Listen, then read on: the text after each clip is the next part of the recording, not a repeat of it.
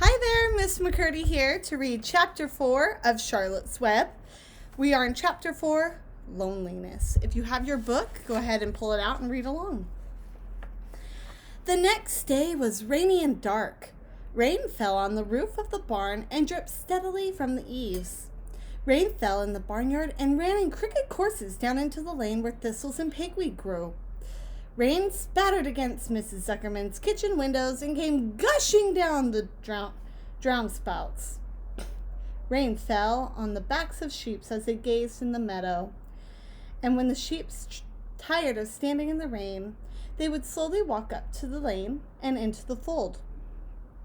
Rain upset Wilbur's plans. Wilbur had planned to go out this day and dig a new hole in his yard. He had other plans too.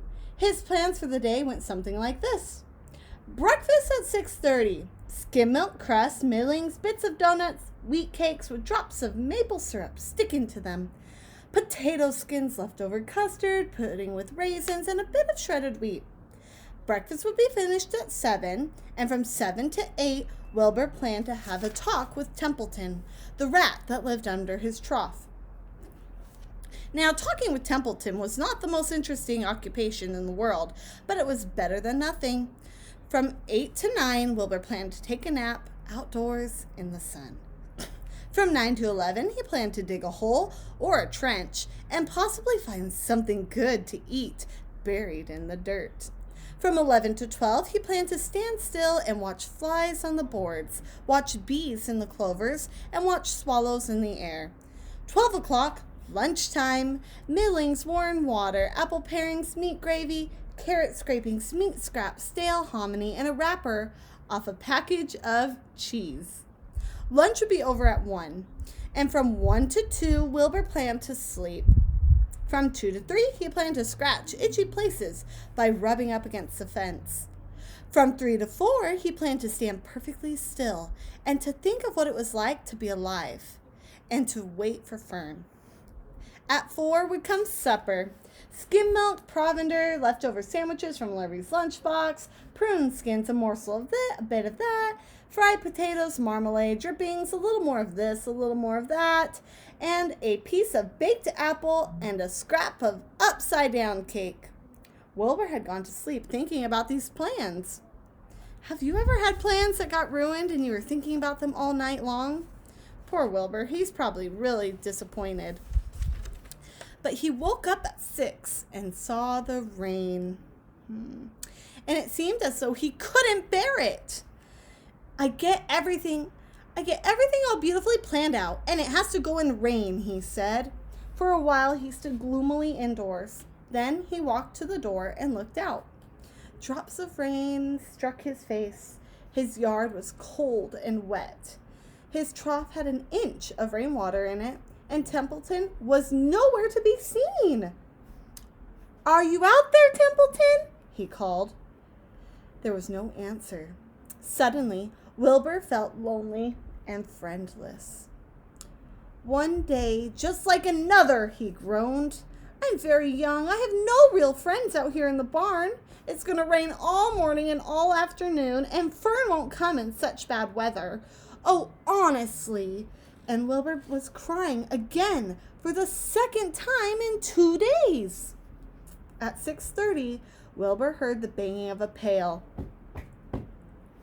Lurvy was standing outside in the rain, stirring up breakfast. "Come on, pig," said Lurvy. Wilbur did not budge. Lurvy dumped the slops, scraped the pail, and walked away. But he noticed that something was wrong with the pig. Wilbur didn't want food. He wanted love. He wanted a friend, someone who would play with him. He mentioned this to the goose, who was sitting quietly in a corner on the sheepfold. "Will you come over and play with me?" he asked. So sorry, Sonny, sorry," said the goose. "I am sitting on my eggs. 8 of them. Got to keep them toasty warm. I got to stay right here. I'm not flibberty-ibbity-jibbity. I do not play when there are eggs to be hatched. I'm expecting goslings."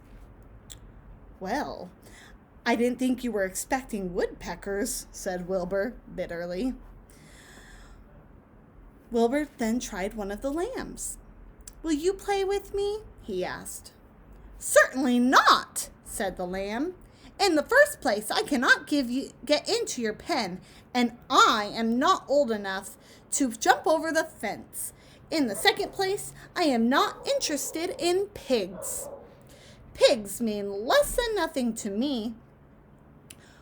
What do you mean, less than nothing? Replied Wilbur. I don't think there is any such thing as less than nothing. Nothing is absolutely the limit of nothingness. It's the lowest you can go. It's the end of the line. How can something be less than nothing? If there were something that was less than nothing, then nothing would be nothing. It would be something, even though it's just a very little bit of something. But if nothing is nothing, then nothing has nothing that is less than it is. That's confusing. Oh, be quiet, said the lamb. Go play by yourself. I don't play with pigs. Sadly, Wilbur lay down and listened to the rain. Soon he saw the rat climbing down a slanting board that he used as a stairway. Will you play with me, Templeton? Asked Wilbur. Play, said Templeton, twirling his whiskers. Play? I hardly know the meaning of the word. Well, said Wilbur, it means to have fun, to frolic, to run, to skip, and make merry. I never do any of those things if I could even avoid them, replied the rat sourly. I prefer to spend my time eating, gnawing, spying, and hiding. I'm a glutton, but not a merrymaker. Right now, I'm on my way to your trough to eat your breakfast, since you haven't got any sense enough to eat it yourself. And Templeton the rat crept slowly along the wall and disappeared into a private tunnel that he had dug between the door and the trough in Wilbur's yard. Templeton was a crafty rat, and he had things pretty much his own way. The tunnel was the example of his skill and cunning. The tunnel enabled him to get from the barn to his hiding place under the pig trough without coming out into the open. He had tunnels and runways all over Mr. Zuckerman's farm and could get from one place to another without being seen. Usually, he slept during the daytime and was abroad only after dark. Wilbur watched him disappear into his tunnel. In a moment, he saw the rat's sharp nose poke out from underneath the wooden trough. Cautiously, Templeton pulled himself over the edge of the trough, and this was almost more than Wilbur could stand on this dreary, rainy day to see his breakfast being eaten by somebody else. He knew Templeton was getting soaked out there in the pouring rain, but even that didn't comfort him. Friendless, dejected, and hungry, he threw himself down in the manure and sobbed. Miss McCurdy can't read today. Late that afternoon, Lurvy went to Mr. Zuckerman. I think there's something wrong with that pig of yours. He ain't touched his food. Oh, give him 2 spoonfuls of sulfur and a little more molasses, said Mr. Zuckerman. Wilbur couldn't believe what was happening to him when Lurvy caught him and forced the medicine down his throat. This was certainly the worst day of his life. He didn't know whether he could endure the awful loneliness anymore. Darkness settled over everything. Soon there were only shadows and noises of the sheep chewing their cud and occasionally the rattle of a cow chain up in the overhead. You can imagine Wilbur's surprise when out of the darkness came a small voice he had never heard before. It sounded rather thin, but very pleasant. Do you want a friend, Wilbur? It said. I'll be your friend. I'll be a friend to you. I've watched you all day, and I like you. But I can't see you, said Wilbur, jumping to his feet. Where are you and who are you? I'm right up here, said the voice. Go to sleep. You'll see me in the morning. All right, and that's the end of chapter 4. So we'll see you next time for chapter 5.